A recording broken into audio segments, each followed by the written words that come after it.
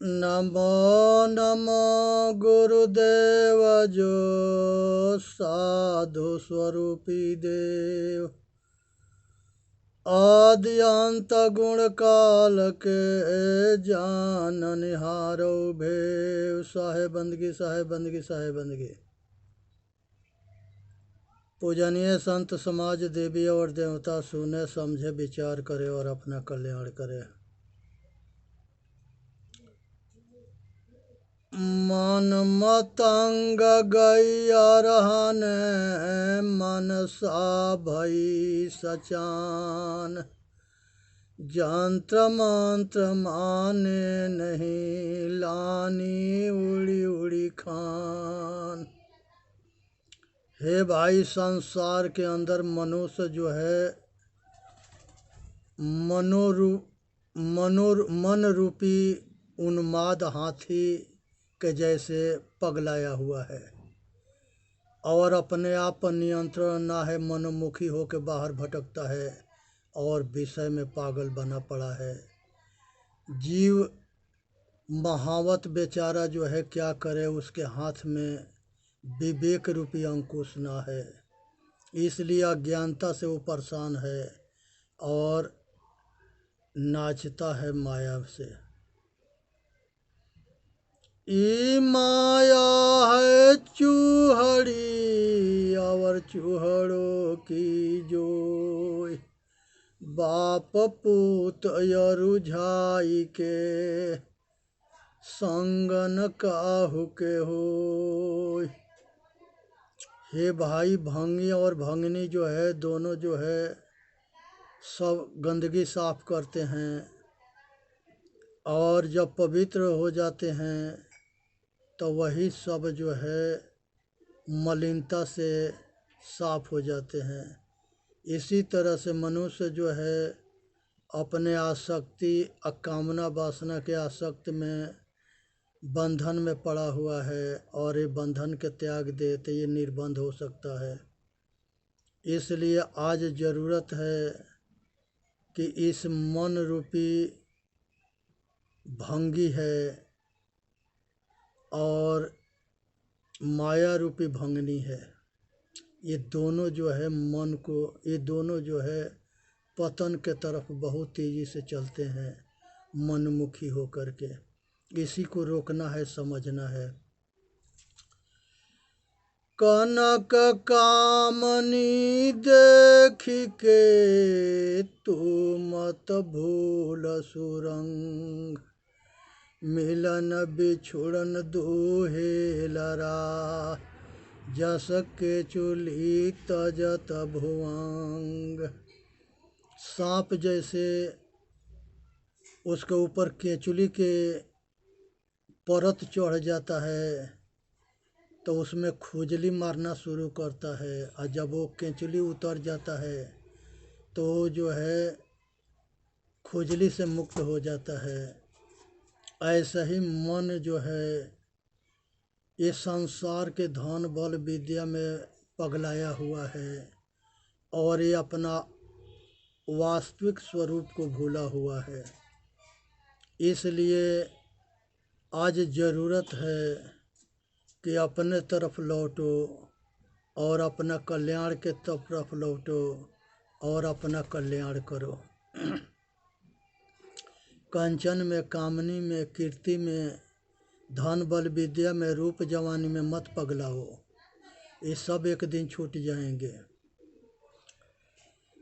माया केरी बस परे ब्रह्मा विष्णु महेश। नारद सारद सनक सनंदन गौड़ी पूत गणेश। संसार के अंदर ब्रह्मा विष्णु महेश नारद सरस्वती सनक सनंदन सनातन सनत कुमार गौरी पुत्र गणेश, ये सब माया प्रकृति में भटक गए। सब देवी देवता जो है माया में अटके भटके। पपी जो महागंभनी ताकर मरम कोई नहीं जानी। डार लरबा फल कोई न पावे, खसमय छत बहुत पी पर जाए। संसार के अंदर जो है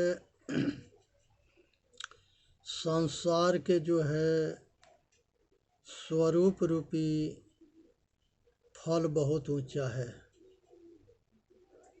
और इसको पाने के लिए बहुत प्रयत्न करना पड़ता है और सारे बाड़ी जाल से निकलना पड़ता है और खोजने से ना मिलता है। खोजने वाला खुद परमात्मा है, इसे जानने की ज़रूरत है, अनुभव करने की ज़रूरत है।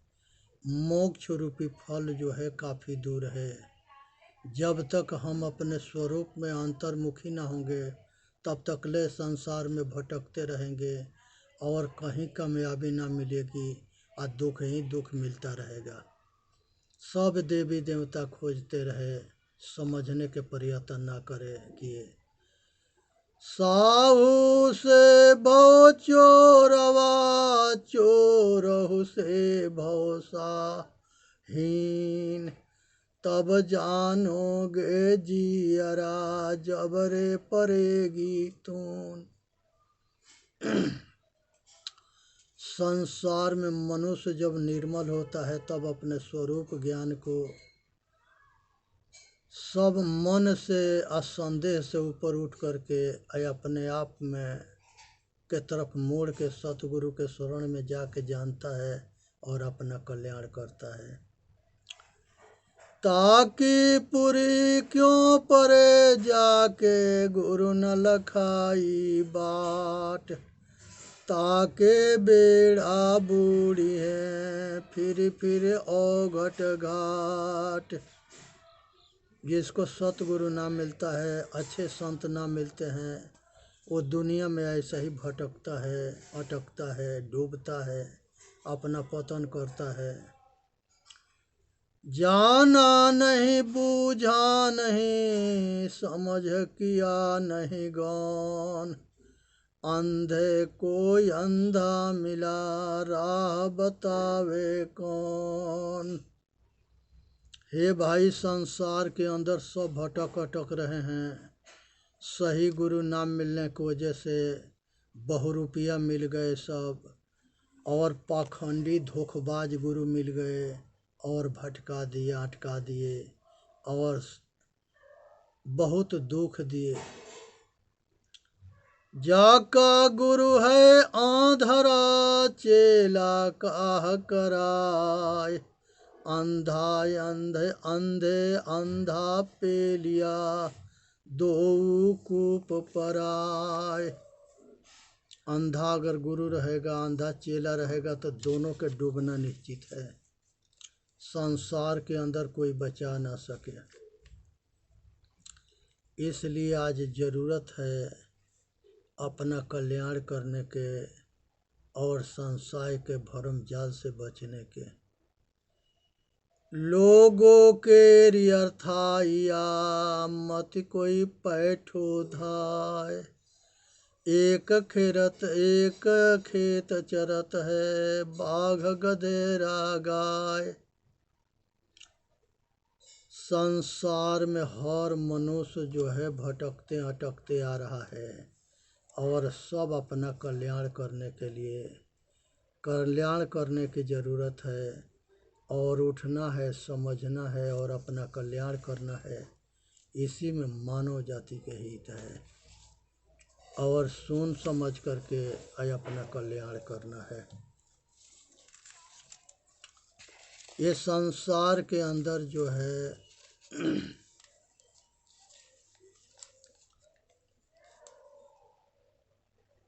तुलसी बाबा के कहानी है कि जब तुलसी जी के जन्म हुआ था तो उनके जो है एक बहुत बड़ा पंडित था, विद्वान, उसको जो है तुलसी जी के पिताजी बुलाए और कहे कि हमारे लड़के की दीन दशा देखो कैसा है। उसने कह दिया पंडित कि इसके दीन दशा बहुत खराब है। अगर ये तुम्हारे घर में रहेगा तो तुम्हारे घर के विनाश कर देगा। अब उसके बाप जो है वो बेटा से दुखी हुआ, और कुछ दिन के बाद उसकी माँ जो है तुलसी जी के मर गई। अब जो है वो घर से लड़का के निकाल दिया। एक दासी थी, वही दासी लिया के पाल दी। पालने के बाद से वो तुलसीदास जो है, उसके पति, दासी के पति भी जो है बैर करने लगा, और वो भी घर से निकाल दिया। अब ये तुलसीदास एक मंदिर पर जा कर के रहने लगे। वहीं जो है प्रसाद जो कुछ मिल जाता है खा के रहते थे, वहीं भजन भाव करते थे। एक पंडित जो है नरहरि आए, उन्होंने जो है उनको देखे, पुजारी से पूछे, पुजारी बता दिया कि आत्माराम दुबे का लड़का है, और ये जो है जिसके यहाँ जाता है उसी के विनाश हो जाता है। इस तरह के भरम फैला दिए थे सब। उसको भिक्षा भी कोई ना देता था तुलसीदास के। नरहरि ले गए, उसको पढ़ाए लिखाए, पूरा योग्य बनाए। राम कथा कृष्ण कथा कहने लगे तुलसीदास, और अपना जो है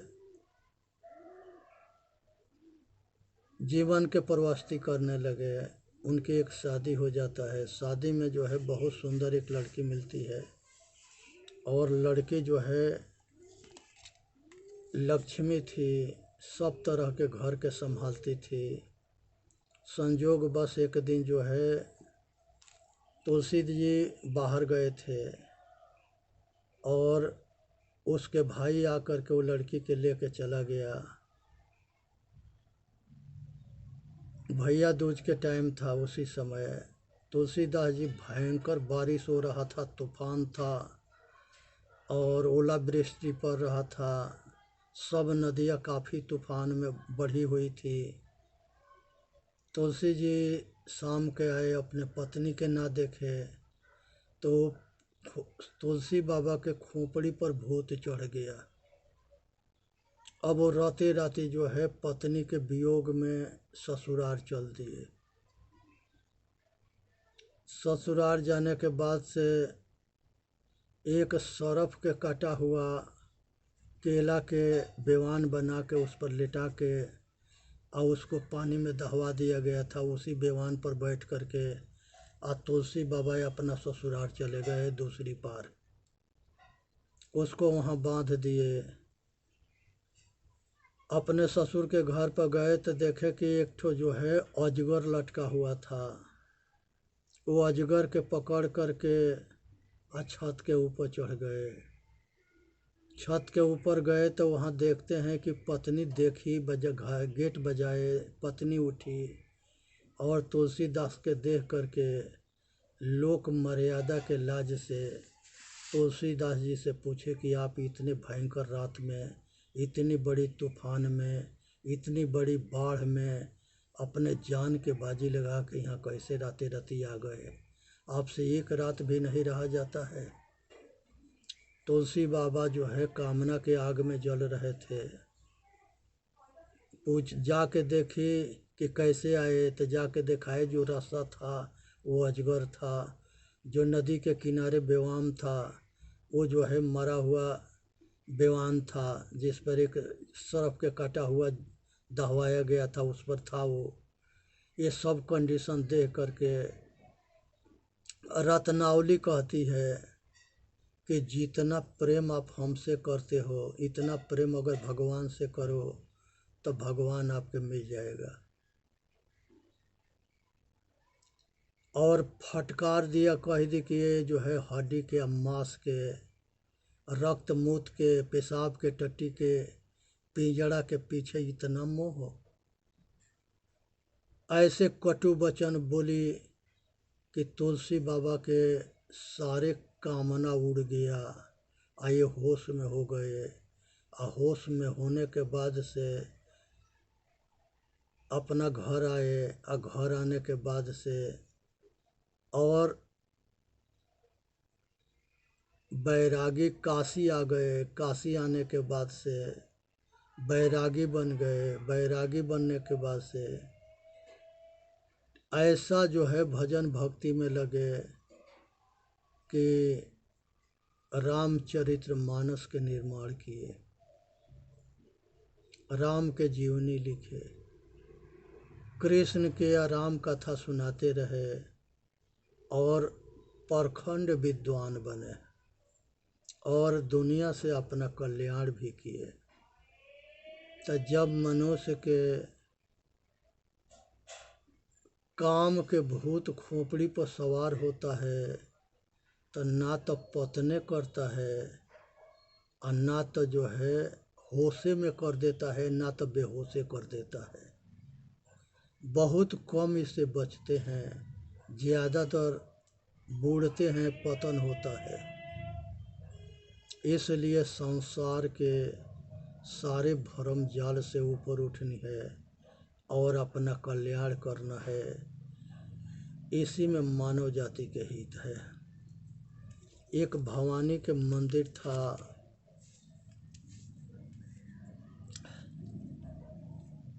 ये विजय जयचंद के भाई जो है विजय चंद थे और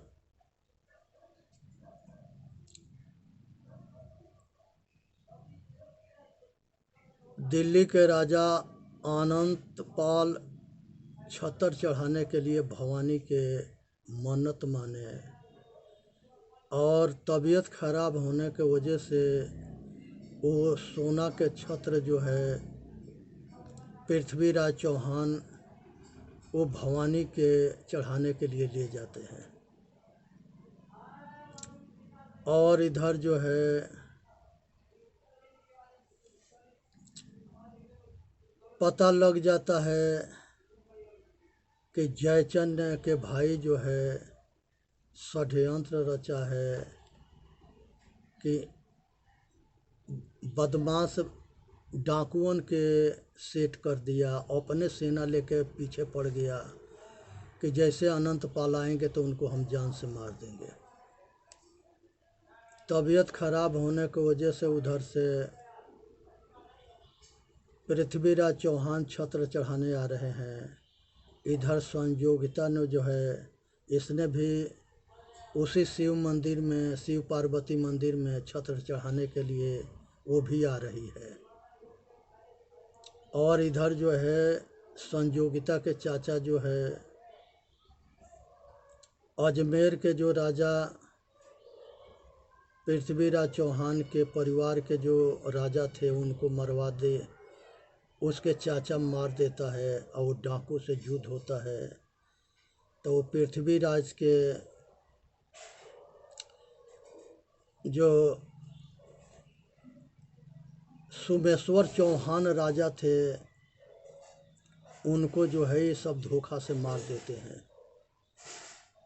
और जब सोमेश्वर चौहान मर जाते हैं तब जो है जयचंद के विजय चंद जो था इसके जो है पृथ्वीराज चौहान मार देते हैं। जब संयोगिता के चाचा के लाश जो है उनके कोट किला में जाता है, राज में जाता है, तो वहाँ जयचंद के पिताजी जाते हैं, उनको हार्ट अटैक होता है, वो भी मर जाते हैं। इधर संयोगिता पृथ्वीराज चौहान दोनों वो मंदिर में आकर के एक साथ जो है फूल माला के अर्पण करते हैं, अपना अपना छत्र चढ़ाते हैं और अपने अपने घर जाते हैं। और इधर जयचंद जो है ये पगला करके पृथ्वीराज चौहान के मारने के लिए षड्यंत्र रचता है। वो षड्यंत्र में नाकाम होता है और उसके बाद से पृथ्वीराज चौहान जाके आनंद पाल तोमर से ये सब घटना की बात बताते हैं। तो ये चीज़ को समझना चाहिए कि जिस शिव मंदिर और पार्वती मंदिर पर ये दोनों राजा जो है सोने के छत्र चढ़ा रहे थे, तो दोनों के घर में अजमेर के राजा के और विजय चंद के दोनों के मौत हुआ, उसके पिताजी भी मरे और इस तरह के कुल घटना घटी। ये जिस देवता के सब सोना के छत्र चढ़ता था, वो सबके परिवार के रक्षा ना कर पाया। ये जो है सनातन के नाम पर भरम जाल है। वेद के अंदर कहीं नहीं मूर्ति पूजा है, शास्त्र के अंदर कहीं नहीं मूर्ति पूजा है, उपनिषद के अंदर कहीं मूर्ति पूजा ना है। 108 उपनिषद है, 6 शास्त्र है, 18 और 4 वेद है। और महर्षि दयानंद सरस्वती प्रखंड विद्वान थे, अब पंडितन के ललकारते रहे कि जब वेद शास्त्र उपनिषद में मूर्ति पूजा ना है तो लोग के मूर्ख तुम लोग क्यों बनाते हो, आ इसको सनातन के रंग में क्यों रंग करके आ दुनिया के संगे धोखा करते हो। इसलिए कान खोल करके सुन लेना, मूर्ति पूजा जो है ये सनातन धर्म ना है। इससे बचने के प्रयत्न करो। जो इसके चक्कर में पड़ा है वो बर्बाद हुआ है और वो मार खा गया है। ये षड्यंत्र है। शिवलिंग जो है नर नारी के जन्म करने के लिए सृष्टि करने के औजार है। स्त्री पुरुष के मिलन ही पूजा होता है। यहाँ जो है उसके पत्थर के भगलिंग बना करके मूर्ति में पूजा करके आया पार दौलत इकट्ठा करके मूर्ख बनाने की ज़रूरत ना है। इससे बचने के लिए प्रयत्न करो। चेतन जीव दुख मुक्त चैनल पर आके अपना कल्याण करे। बोलिए सतगुरुदेव की जय। साहेब बंदगी, साहेब बंदगी, साहेब बंदगी।